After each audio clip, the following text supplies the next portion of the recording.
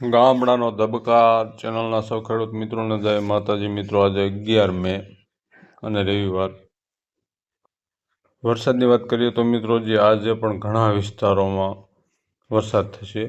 Satellite પિક્ચરમાં જોઈએ તો અત્યારના જે વાસી વાદળા આપણે કહેવી નિષ્ક્રિય વાદળા સેટેલાઇટ પિક્ચરમાં પૂર્વ સૌરાષ્ટ્રથી પશ્ચિમ સૌરાષ્ટ્રની ઉત્તર સાઈડના આખા ભાગથી છવાયેલા, એમાં ઉત્તર સૌરાષ્ટ્ર આવી જાય, કચ્છના અમુક ભાગો ને ઉત્તર ગુજરાત સુધી નિષ્ક્રિય વાદળો તે વાસી વાદળા સેટેલાઇટ પિક્ચરમાં દેખાઈ રહ્યા છે.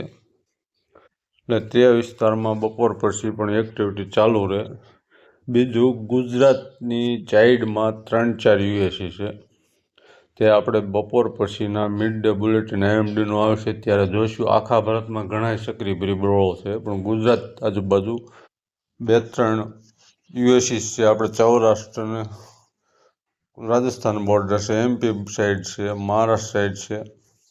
હવે મિત્રો આપણે ચોમાસાની વાત કરીએ તો ચોમાસું 15 મે અંદમાન નિકોબાર ટાપુ પર શરૂ થાય, તે 2 દિવસ વહેલું એટલે 13 મે શરૂ થશે. ત્યાર પછી 1 જૂને જમીન ઉપર કેરળમાં ટકરાય, તે 27 મે IMD જાહેર કર્યું એટલે 4 દિવસ વહેલું. જ્યારે મેજોરિટી કેરળમાં ચોમાસું એન્ટર થાય ત્યાર પછીના વરસાદને આપણે પ્રી મોન્સૂન એક્ટિવિટી કહીએ, અત્યારે માવઠું કહીએ છીએ. તો મિત્રો આ માવઠું એટલું શક્તિશાળી હતું કે ચોમાસાના વરસાદ પણ આવા ઓછા હોય છે. વાવણી સમયે પણ એટલું 7-7 ઇંચ વરસાદ, બધે પૂર, અને આટલા દિવસ વાવણી પણ વહેલાહાર હોય ત્યારે હોતી નથી. હવે આમાં મિત્રો આપણને બે પરિબળો કામ કરે. એક મિત્રો કે અત્યારે જે આ સ્ટ્રોંગ માવઠું થયું અને જે આની સિસ્ટમ સ્ટ્રોંગ છે એના કારણે ઉપલા લેવલમાં ભેજવાળા પવનો સવાશે, એટલે ચોમાસું પવનો સેટ થશે.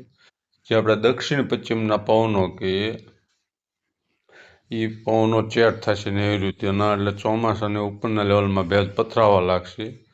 એ જોતાં આપણે પ્રી મોન્સૂન એક્ટિવિટી વધારે રહેશે.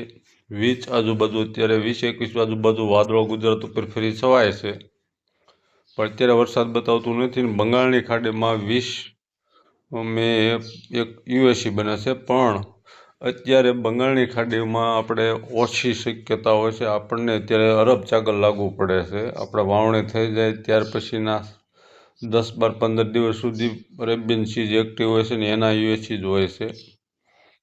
ત્યાર પછી જ્યારે બંગાળની ખાડી ચક્રીય થાય, આખા ભારતમાં ચોમાસું બેસે ને ચોમાસું ધરી જ્યારે કહેવાય ત્યારે આપણને બંગાળ ખાડીના સિસ્ટમ આપણને લાગુ પડે છે. મેજોરિટી આવું બનતું હોય છે.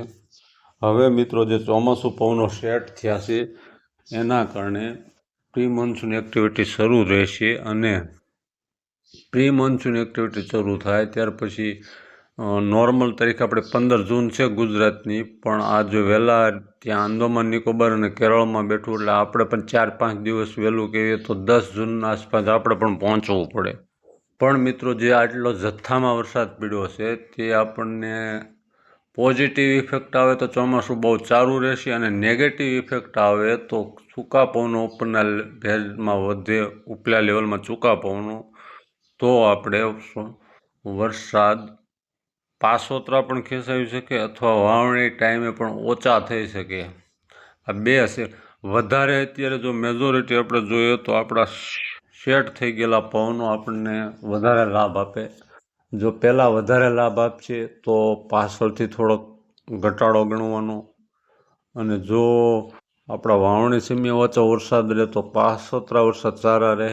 આ બે ઇફેક્ટ આપણને અસર કરી શકે.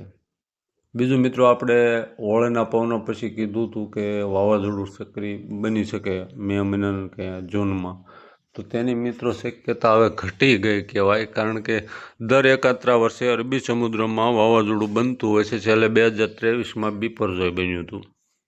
આ વર્ષે એનો વારો હતો, પણ અત્યારે મે મહિનામાં આટલી સ્ટ્રોંગ સિસ્ટમ ક્યારે બની નથી. 2021માં તાવ તે આવ્યું 2022માં, ત્યારે 18 મે આવ્યું હતું, ત્યારે એટલો શક્તિશાળી વરસાદ પડ્યો હતો. આ વગર વાવાઝોડાએ ઉપર સિસ્ટમ બની પાકિસ્તાન ને રાજસ્થાનની બોર્ડરે, અને તેના યુએસીના હિસાબે એટલો સ્ટ્રોંગ વરસાદ પડ્યો છે. એટલે વાવાઝોડાની શક્યતા ઘટી ગઈ છે, પણ ન જ બને એવું ન કહેવાય. એની પેટર્ન મુજબ તો વારો છે જ, પણ આ સિસ્ટમ અસર કરી જાય એટલે કદાચ હવે શક્યતા ઘટી જાય છે. હવે મિત્રો ચેનલને માહિતી સારી લાગી હોય તો સબસ્ક્રાઈબ કરજો, વિડીયોને લાઇક કરજો અને શેર કરજો. આપણે બપોર પછી IMDનું મિડ ડે બુલેટિન જોઈશું.